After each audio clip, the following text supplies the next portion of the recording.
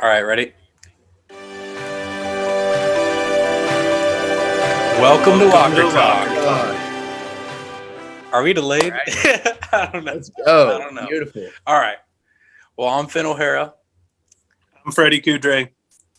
I'm Griffin. Just Griffin. Just Griffin. Just But Griffin. I go by Griffin. AKA the Hog. Okay. All right. So I guess we can just hop right into it. College football playoff, New Year's 6. I guess I don't even know where to start with that. I think maybe just. I mean, are you guys surprised that by the top four at all? Because honestly, I think this is like the least surprising or like polarizing top four we've had in a while, because there wasn't any like huge upsets or anything that was really close. I mean, like if Oklahoma State won, they would have put them in over Cincinnati. I guarantee it. But I don't think so. I don't. Cincinnati's resume, yeah, I know they haven't played anyone. They have the one win on the road against Notre Dame.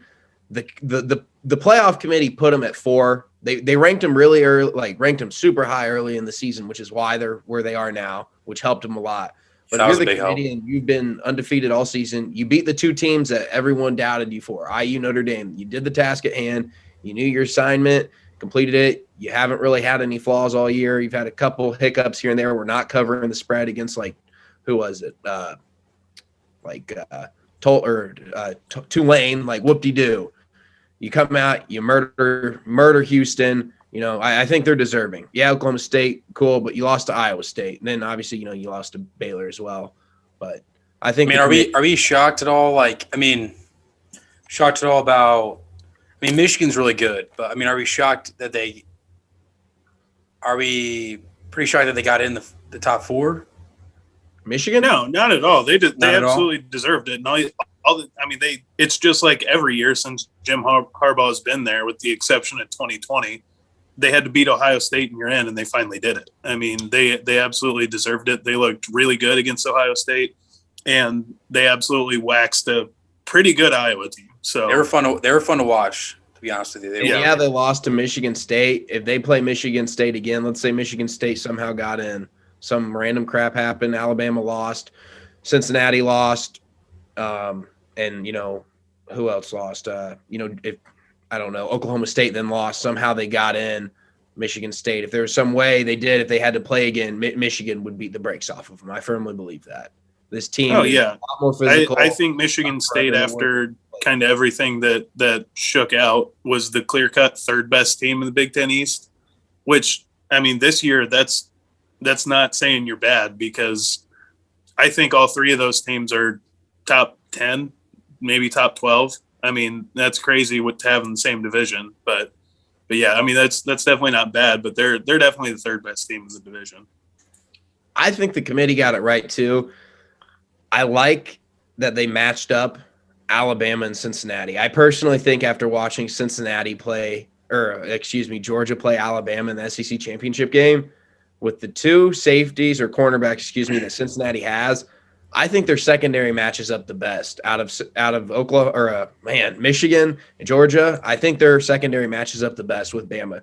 I mean, honestly, I think that will be the biggest. I mean, that'll be the biggest test. I think, to see how good they actually are to go against the best of the best, and that's I think Alabama. It helps them too that John Mechie he's out for the rest of the year. Yeah, it helps. Who is this? So. Who's out John for the rest? Mechie, their receiver. Yeah. Did he tear his ACL? Yeah. I don't know if he tore it, but all I know is after the game I saw reports Saban was like, yeah, he's probably done for, and well, he's done for. So I don't know if he tore it. I believe he did, but you know, sucks to be him. You come this far, and you know you're the best receiver on your team, but you know, Alabama's gonna Alabama. They got guys already stepping up, ready to play. So in bottom line, that's gonna be a fun game to watch. And then we got Michigan and Georgia. That's going to be interesting. Yeah, I love that matchup, especially because I think Georgia has probably the best offensive line in the country, and Michigan has one of the best defensive lines in the country. I mean, that's a match made in heaven to watch if you like that kind of football. Aiden Hutchinson going against some of the best offensive linemen in the country. Yeah, it's going to be fun to watch. I think he absolutely deserves to be a Heisman finalist. I don't know that he deserves to win it, but he deserves to be there, and going up against those guys, it's going to be a hell of a time to watch. I want to flip sides though. Georgia's offense, Michigan's defense. Great matchup. Michigan's offense, Georgia's defense. Georgia's defense is going to I mean, I don't know what they're going to do to them. I don't think it's going to be pretty. I don't think Michigan's offense can handle Georgia's defense.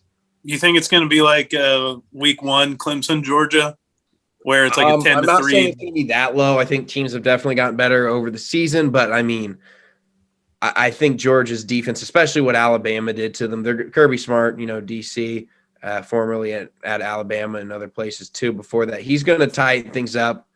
And Michigan's a different team. They're not Bama. Let's be real. Yeah, they pounded the ball against Ohio State. Yeah, they beat Iowa. But, I mean, this is Georgia we're talking about. Georgia's a team that before Alabama was only allowing like 7 points a game. They're coming out hungry. Especially for that championship game. I mean, the crazy part is, though, I mean, I think people forget, Iowa's kind of like the poor man's Georgia where, the defense is just so stout that's what's going to win them games, and that's how they did it. And Michigan put up 42 points on them in the Big Ten championship game. So I mean, I think Michigan's offense kind of matured as they went because they have young quarterbacks. Caden McNamara looked good. I mean, and they have the best 3 running backs that they can rotate in and out. I mean, that's insane. So I don't know. I think Michigan's offense definitely got better as they went on. So it's going to be a fun matchup. Michigan's we'll see if Caden McNamara can go up against those guys because he's young and obviously he did it in the Big Ten championship. But Michigan's O-line too, they're good. You have Blake Corum and Hassan Haskins. Those are great running backs. But I mean, look at Georgia's defense. I just don't see them doing that. I just don't. One thing I do like about that Michigan offensive line, I don't know if you guys saw the video of the Ohio State guy kind of roughing up the offensive Michigan players in the end zone. Oh, yeah, and they came and up. the O-line came over. Oh, yeah. Say what's up to them. That just fired me up. It makes me want to root for Michigan against Georgia. I mean, Big Ten, us Midwest boys. I mean, we gotta root for the Big Ten teams to play off. Hey, but, at this point, you're exactly right. I have no skin in the game. Go Big Ten. If Cincinnati and Michigan win, it makes Indiana look a little less worse than we were this year. So yeah, 2-8. Dude. Hey, let's not get him started. We'll be here all night. Don't do it. I can't talk. Florida's 6-6 and barely made a bowl game, and our head coach got fired midway through the season. But 2-8, we're going to a bowl game. I'm not happy about it. We're playing Central Florida. Cool. We're going to a bowl game. But 2-8. I mean, I was really hyped for IU football this season. Just being from the state of Indiana. A lot of people having a program like that's not traditionally super good. You're in the Big Ten, and you have these hopes that we're going to beat Ohio State this year. We're going to the Rose Bowl's the expected right now.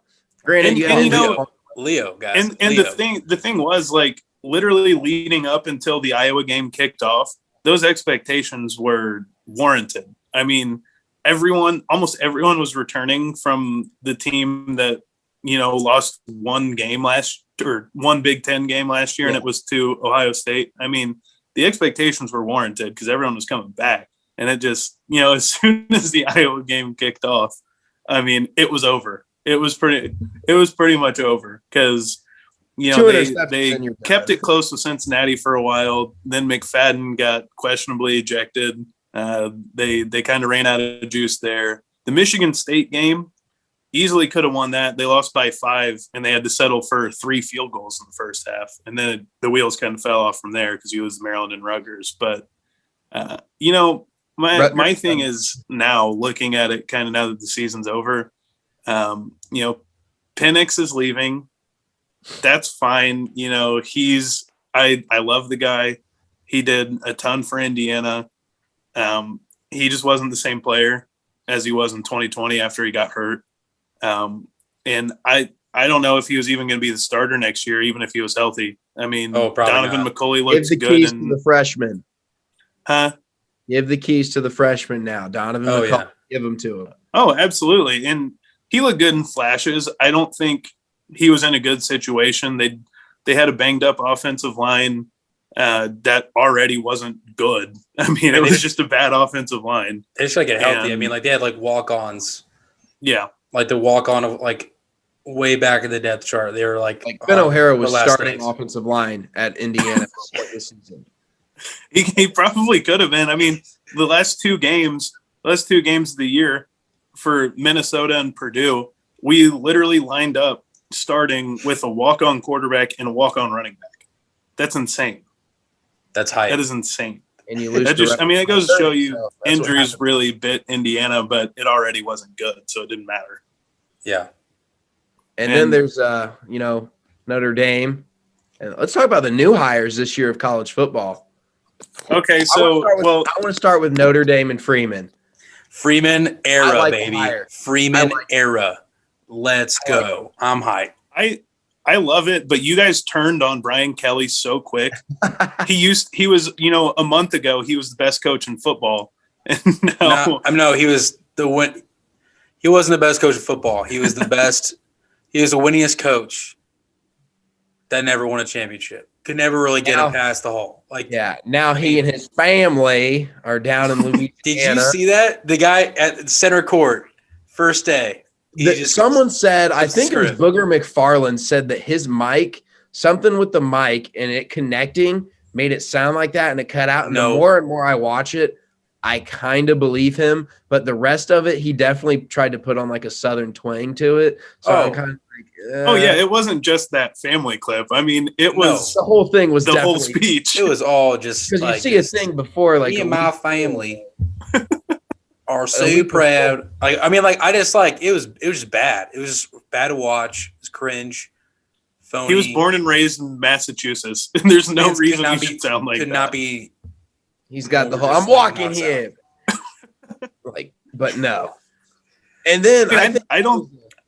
Go ahead. I don't think that's a bad hire for LSU. I mean, you go for a home run hire. You take Notre Dame's winningest head coach of all time. I mean, go for it. Why not? And they got him. They just threw money at him, and that's what it seems like everyone's doing for the big jobs. They're just throwing money at people, trying to lure them from other big jobs, and it's working. Look at the money that he's getting. I mean, what is he getting? Like 90 total over 4 or 5 years? I can't remember. It's like 8 years, 95. It's insane.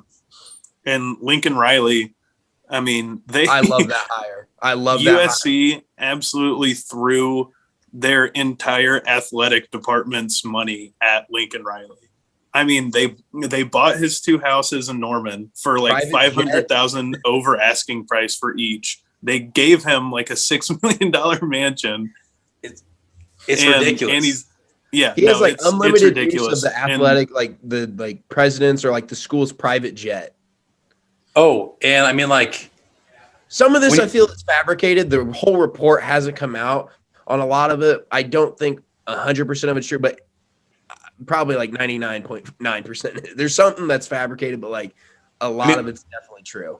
I mean, when you're looking at both these situations, Lincoln Riley and Brian Kelly, I think when you're looking at it from when the coaches, from the teams that they left, the worst situation I think was the Lincoln Riley. He took everybody with him. He took a ton of great recruits, part of the coaching staff. Brian Kelly, he got I think maybe one guy, and it was a special teams guy. Brian Kelly also lost the number 1 overall, the 2022 number 1 overall tight end, whose brother's a quarterback at LSU right now, transferred. He decommitted from LSU. So it's not like he's bringing on all these 5-star recruits with him. No, he's not doing that. Because of that. So he did, and I forget his name. I'm not that plugged into Louisiana or LSU football, but I did see literally 3 or 4 hours ago, he brought in, he's a former Les Miles assistant at LSU, and he was McNeese State's head coach. And apparently he's the best recruiter LSU's ever seen at getting guys from Louisiana. And Brian Kelly hired him as his DC. So, apparently, everyone was making fun of him. And then they're oh wait, it's time to pump the brakes. He's for real now that he got this guy. So I don't know. I mean, maybe it's time that because my thing is that LSU, they always recruit no matter who's the head coach. They literally always recruit well. No, they're one of the best Power 5 programs historically. You're a top player in the SEC, the number one conference of college football. That is the conference of college football right there. And you're a top 5 team in there. Like, you're not going to not get 5 stars every year. Yeah. And literally, if LSU gets a quarterback, that's when they are contenders. That's all they need ever. Like, they have the pieces all the time except a quarterback. And, like, look, Joe Burrow comes in, you're golden. And as soon as you get a quarterback at LSU, you win. Yeah. I mean, it's just kind of putting that last piece of the puzzle in. But with Notre Dame, I think I just I don't know. Bring it back to them, just like with the Marcus Freeman hire. I like how when he came in initially, the whole team immediately just embraced him, like physically and just like in every other way. And I like how he kind of reiterates like in everything he like in all of his interviews that like his focus is right now, like on the seniors and setting them out the right way. Like, like coaches that come in, seniors kind of like forgotten, like, all right, yeah, like they're finishing up, they're out of here, not really going to pay attention to them. I like how he made it a point, and it was one of the first words he ever said was, we're going to send them out the right way, send these men out the right way. And also just, he's a passionate guy. He's got football experience, played Ohio State, just like he's been around the game a lot, he's coached around. And I think that this was just a great decision for Notre Dame for its future. I think for me personally, I think I've wanted kind of Brian to be gone for a little bit. He just could never really get us across that hump. We had the guys to do it a few times, maybe not against powerhouse Alabama teams, but there's been times where I feel like maybe that coaching change should have happened sooner. I also feel like he owes it to the guys. Like, I feel like Marcus Freeman owes it to Notre Dame because, like, that definitely, like, yes, you have to go through the AD and everyone to get hired. That was definitely a players and, like, people that hired him, though. Like, that was talk. The players definitely went to him and said, this is our guy. This is who we want. Get it done. Did you hear about the rumor that happened? There was a rumor going around this, like, alumni group chat. And so, yeah, there was this rumor going around the alumni group chat. And apparently after Brian Kelly's, like, farewell speech, like, not heartfelt at all or whatever, but on his way out, Freeman got up and apparently it's a rumor, but basically just not chewed him out, but kind of called him out a little bit. Like, what are you doing? Like, you're leaving. We're 11-1, going to a near 6, potentially playoff bound, and you're just cutting loose, not telling anyone. Found out through the media. Like, what are you doing? And he was like talking about the kids and all, like everyone on the team.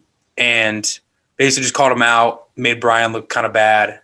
He already looked bad. Brian already made himself look bad. But in that process, the same day when the team saw him do that, this is all rumor though, by the way, but they immediately went to the AD and said, like, that's got to be our guy. Like, you got to make him our head coach. And that just, like, fired me up even more so. You guys already know, like, I'm a big Notre Dame fan already, but, like, I feel like this is getting more fans to the team, just like a change of pace and just like coaching, maybe some coaching style differences, maybe, I don't know, but he wants to keep a lot of the same things, but just kind of like mediocrity is like not going to be an option anymore. So it's not like Notre Dame's been mediocre. Like, they're a good team, and they're honestly three. Well, I mean, like when I say that, I mean like playoffs or like getting there. Last week, so if 3 games go their way last week, they're in the playoffs, and one of them did. For a while, it looked like Cincinnati, like Houston, when they were up, what was it, 10-7 or 14-10, looked like they could give them a run for their money. And then at that point, you just need Iowa or Bama to lose. And those two, I mean, if those 3 games, if 3 of those 4 games go their way, they're in. And it could have happened very, very easily. So, I think it's a good hire by Notre Dame. You know, I guess the one thing is he doesn't have head coaching experience, but he's young And I think when they hired him as DC, it was always the plan for him to kind of become head coach, but no one expected it to be this soon. I mean, like they thought Brian Kelly was going to be there for another 10 years. I mean, so it was definitely the plan for him to be head coach. I think he seems like to me, it kind of seems like he's a better Tom Allen, kind of just like the positivity, like the culture and that kind of stuff. But he's like, I guess, really a good coach. I mean, not to say that Tom Allen's not a great coach, but he just seems like he's a better Tom Allen. I'm clipping that. Building that I'm culture clipping that. and something like that. Does Notre Dame's players love each other more than IU's players now? Do they Leo harder? This is like now Do they Leo harder? I mean, that not a lot of everyone thought the sky was falling at IU, and we have a lot of guys coming back, so who knows? But I mean, that's back to Notre Dame. That's beside the point. Like, that's kind of just the feel I'm getting from him is he's a good coach, but also like Tom Allen in the sense where he's a program builder, a culture builder.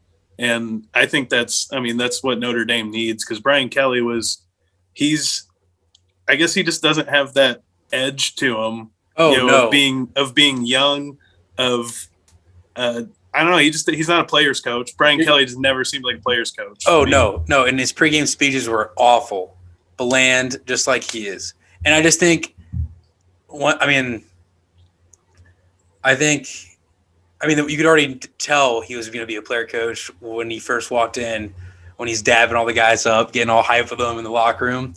And also just like the day after, he's like at the hockey game with his own custom like Notre Dame jersey. He's in the stands, and he's like throwing up the Notre Dame Irish. Those are easily a top 5 jersey of all time. Those Notre Dame. Oh, those are awesome.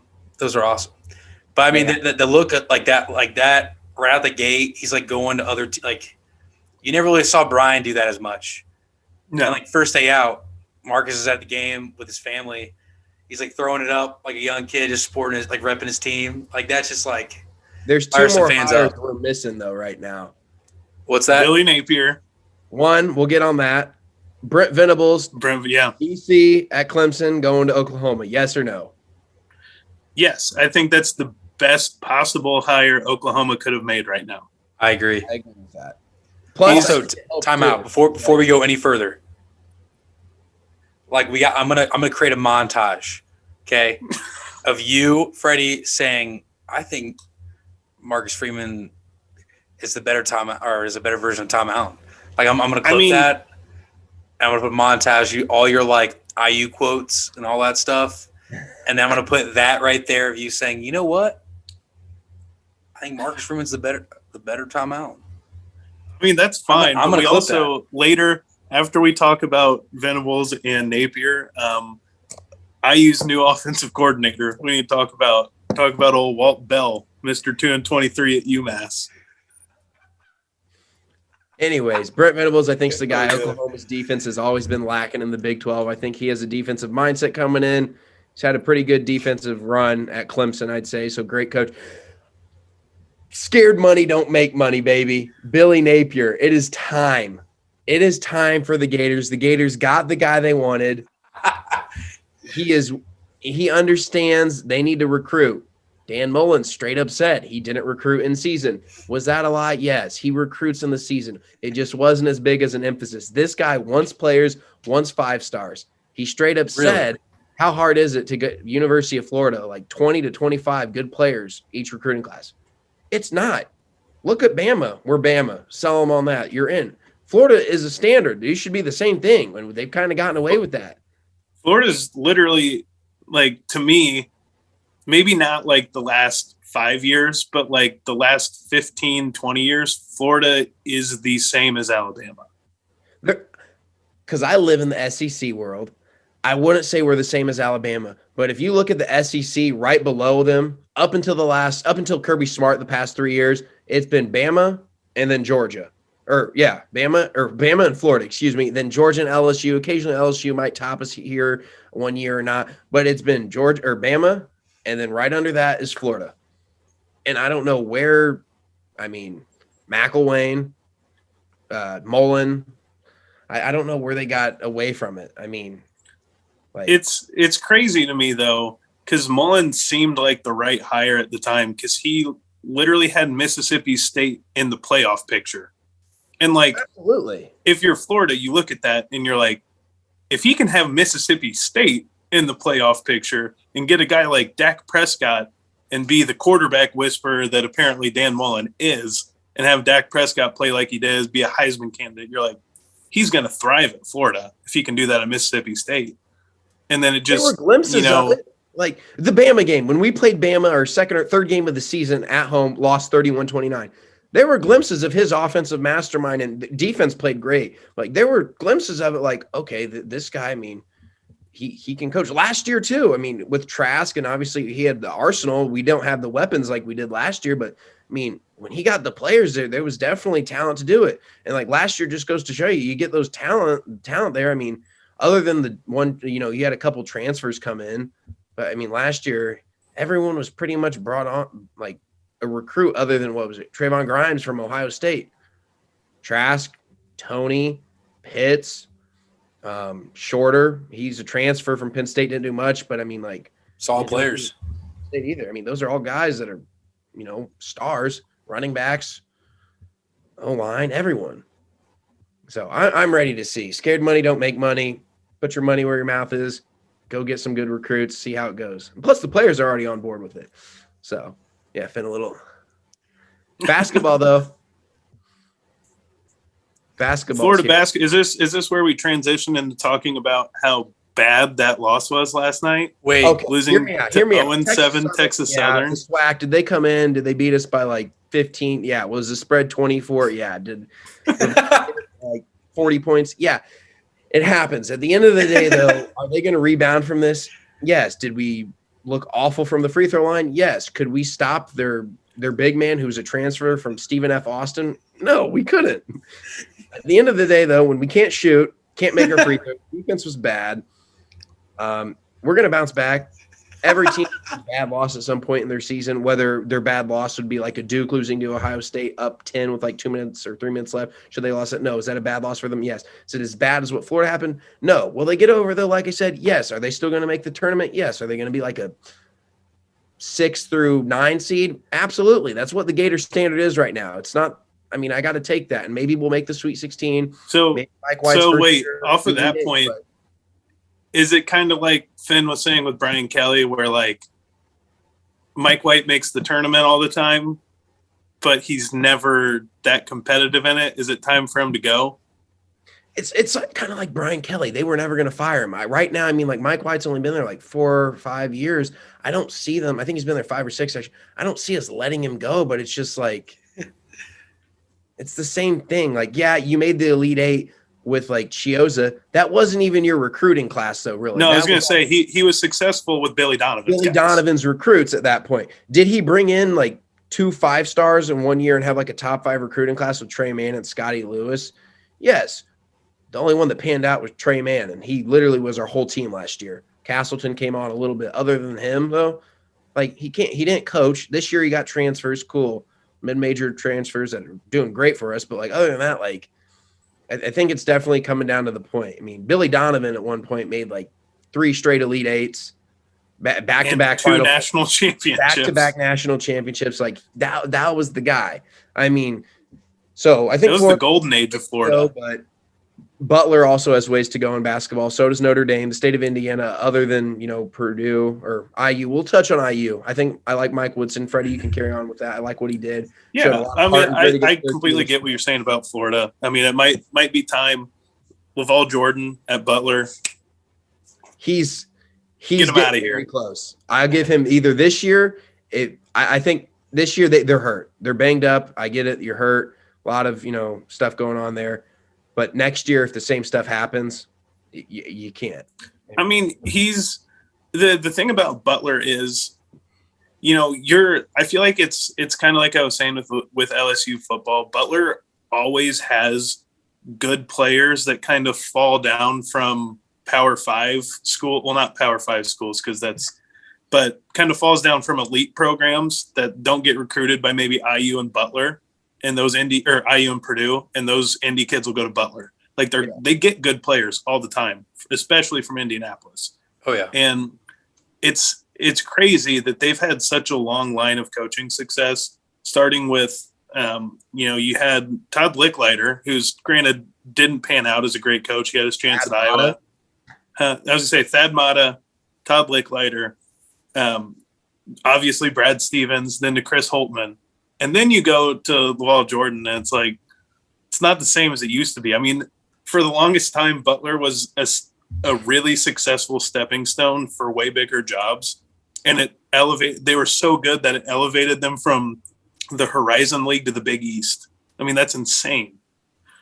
And I don't know. I think since you're there now, like maybe if they were still in the Horizon League, it's like, okay, we kind of just let them go. But you're in the Big East now. You're playing with the big boys. Like, you got to win, and you got to put money into it. And, if he doesn't perform, get him out. Yeah, I mean, I agree. I miss the Butler days where it's like just like hard, gritty basketball. Like Matt Howard. I miss those days. Like Avery Jukes. Oh, Shelvin Mack. Sean you can mix in some Roosevelt Jones in there, maybe. Yeah, I mean, I don't know. I think it's time for them maybe move on. But yeah, IU shake things up. We'll move on to that. We didn't really play anyone up until the Syracuse game. We played St. John's. St. John's is definitely a tournament team. I think they're kind of similar to Florida in the sense where they're going to be like a 6 to 9 seed. Julian Champagny might be the Big East Player of the Year. He will be. He's by far the best I've seen right now in that conference. Yeah, and we beat them in a close game. We got up, and they came back, and we kind of held them off and won the game. That was awesome. But going to Syracuse was really the first test, and they're not even that good. It's just at Syracuse, and it looked bad the entire time, and they still almost won the game, which that gives me kind of a sense of them being good this year, because I think there's a lot of new pieces. You have almost an entirely new coaching staff. The only one that stayed was I can't remember his name. Anyway, Kenya Hunter. Kenya Hunter was the only Archie assistant that stayed. Great recruiter. He's a fantastic recruiter. That's why I was so happy he stayed. But almost entirely new coaching staff. A ton of recruits coming in, a ton of transfers coming in that, get significant minutes. So it's going to take some time for that to mesh. And I knew that was going to happen, and it looked bad, and they stayed in the game. So I think an Archie team probably would have lost that St. John's game. Once St. John started coming back, they would have folded. Oh yeah, because Archie wouldn't have made adjustments. He doesn't. It's not the same. No and offense. That Syracuse game, after the 16-point deficit at halftime, that would have turned into a 32-point loss by the end of the game. They're not giving up. They're still they're becoming that tough team. They're just kind of going through that growing pains. They're going through the growing pains. And I think that a 2-point loss, against in my opinion, a decent, pretty solid Syracuse team at Syracuse. They're all right. I mean, I wouldn't say they're amazing. They'll be a bubble team. I wouldn't say they're amazing, but it's they're not a terrible team. They lost by any means. But they lost to Colgate by 15. But with that being said, it's college basketball. Anything could happen on any night. It doesn't matter. Anything could happen, man. March Madness, best example. But yeah, a Syracuse team with a big man, like the Fab Melo, Rick Jackson days, would have killed that IU team. The only reason IU stuck around is because Trace Jackson Davis knew what he was doing in the paint, and Syracuse's big men had no idea what they were doing. And it showed. They put in a freshman to box him out in overtime, and he got the board and went back up with it and got the free throws, tied the game back up again. If any other Syracuse team other than the past 2 or 3 years, IU gets blown out. That 15-point halftime lead or whatever it was, that goes up and you double that. They're not. No, absolutely. And yeah, I think the last 2 games, it's crazy because Trace had 43 against Marshall and looked like he was the best player in the country. It's Marshall. They might win the CUSA. I mean, they'd only had Louisiana one Tech. loss. Come on now. I mean, Marshall's a good mid-major basketball program. They are. And Trace had 43, and he comes out against Syracuse and in Nebraska this last game, and he really didn't look that good. And what really gave me a good sense about this team was, especially in the Nebraska game, I don't think he looked good at all. He was turning the ball over in the paint.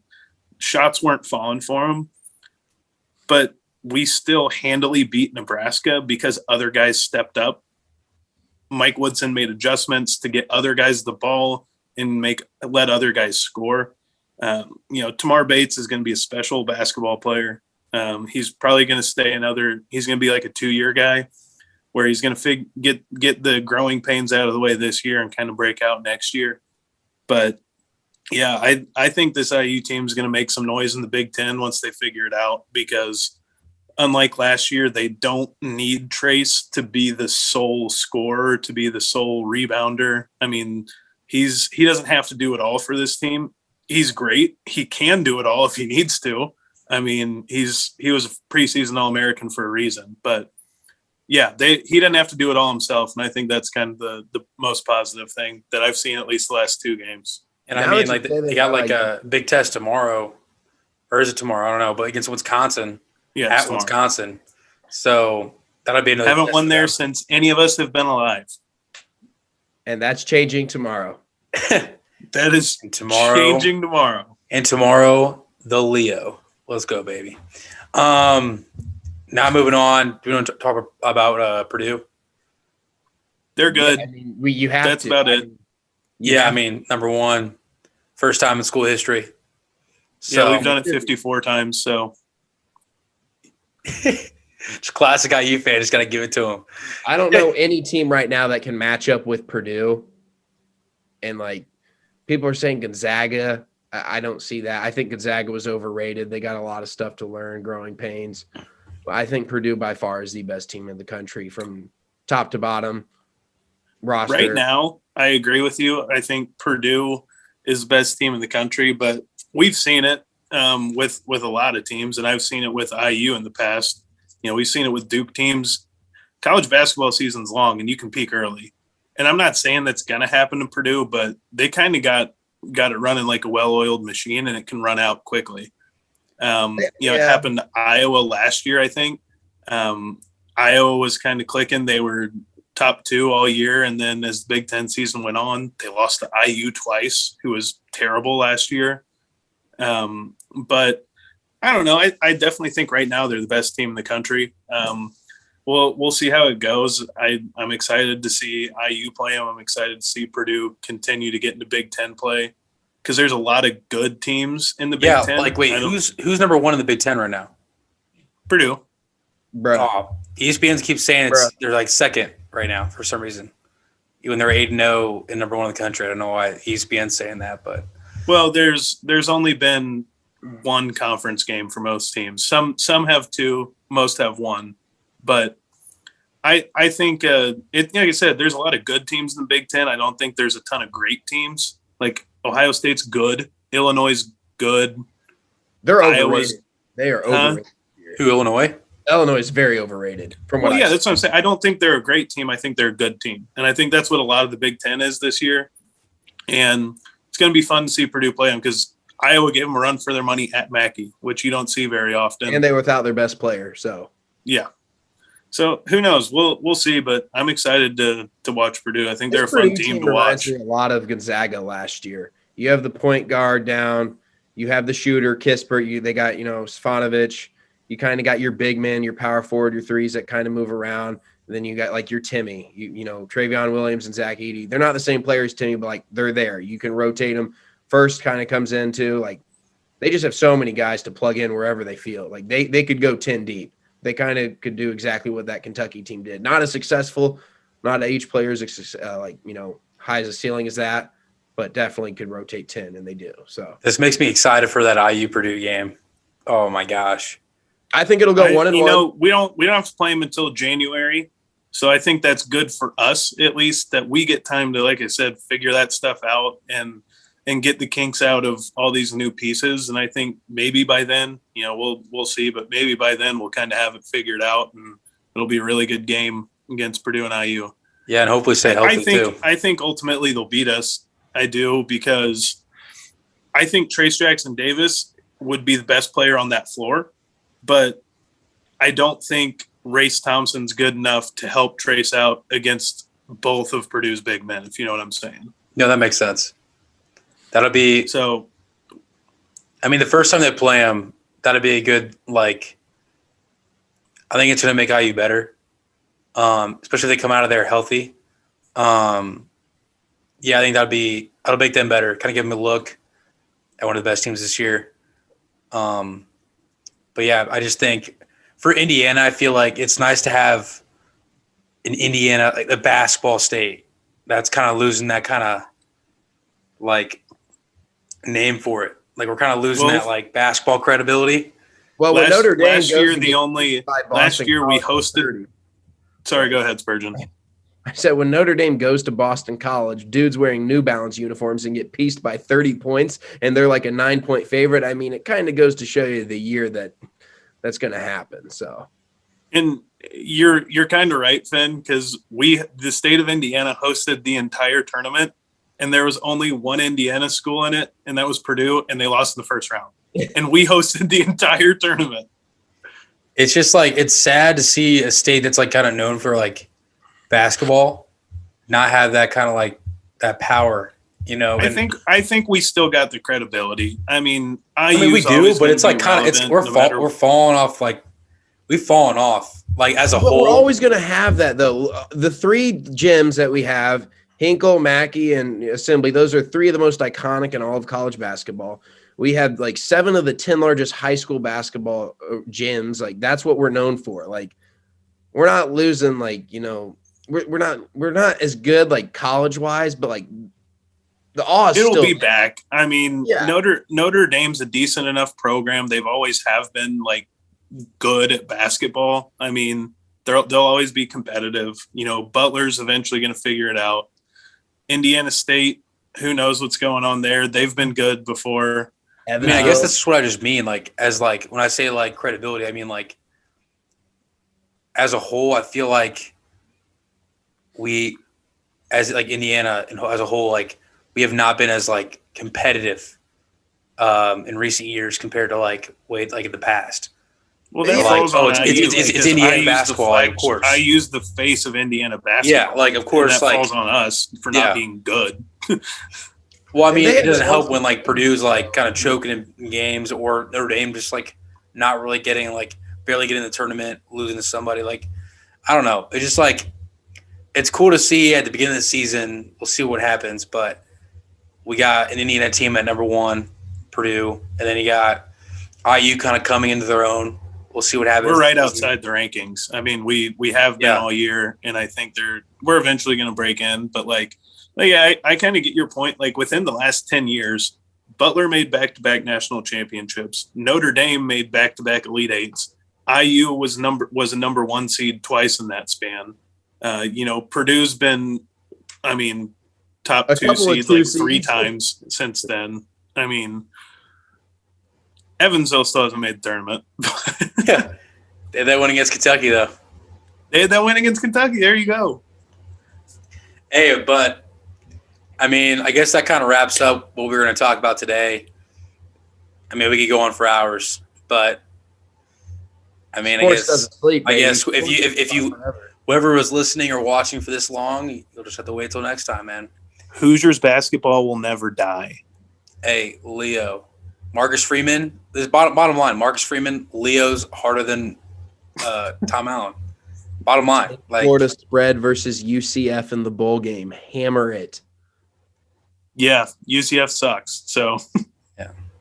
Hey. Anyways, like this video. You think Marcus Freeman, Leo's harder than Tom Allen. Just do it. Subscribe to my OnlyFans. All right. Are you done recording? All right.